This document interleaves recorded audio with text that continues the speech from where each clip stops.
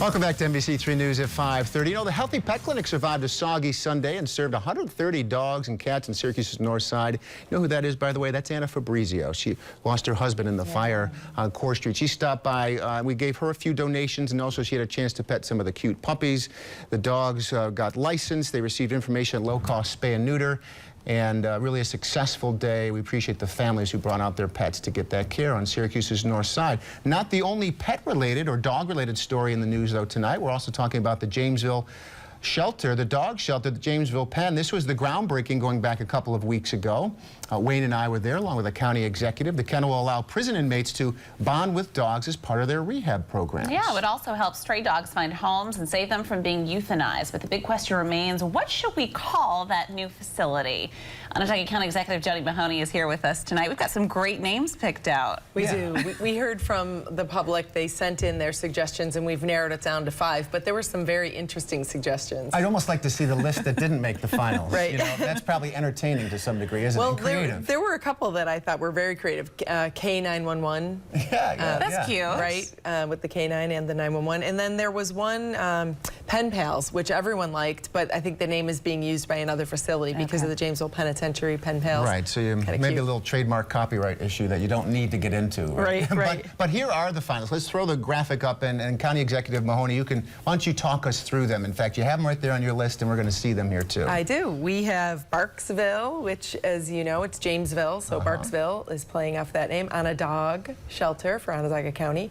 Pen Paws. Yeah, that makes sense too. Rough House. Rough House and Second Chance. And Second Chance, which is a second chance for the dogs and a second chance for the inmates. We were kind of quietly talking about this before we went on, and I'm feeling Rough House. I don't want to influence the vote, I like that. But I feel like that's one that might stick, and it would just roll off the tongue. Which one you liked, On a Dog Shelter? I like the connection to Onondaga County. I think that's cute. What do you like? Are you endorsing, or you're not allowed to do that? Oh, I'm not really endorsing, but I kind of like Second Chance. I think it's it's an adoption facility, and it's real right, and it brings in the people and the dogs. Yeah, I like it's a good idea. And it's the idea for the program is really what's important. How long till you're expecting it to be open?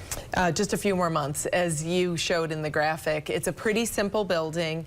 It was designed for dogs, and we have a model that we can already work with because we have a pheasant program there. So we already have security guards that bring inmates out, and it's going to be an incentive for good behavior because we know from looking around at other facilities like this across the country that the inmates really want to participate. Yeah. I bet. And we're hoping that there's a possibility that even some of the inmates might end up with adopting some of these dogs. Yes, once they're back out in the rest of the real world. They're not there for very long at Jamesville. Right, it's a fairly short stay. We want to let people know how this is working, though. The community has 2 weeks or so to vote now. So the voting closes on June 12th, and then the county executive's back here on June 15th, where we're going to announce the winner. And I know Wayne's an animal lover too. Maybe we should do that out on the weather deck. What do you think? I'm in. On a day not like today, Yeah, though. definitely. Wayne's going to promise a sunny day. We'll head out to the weather deck and we'll talk about this too. We don't have a lot more time, but while you're here, we talked to you a couple weeks ago about the amphitheater. How's that coming? And have you picked the concert yet?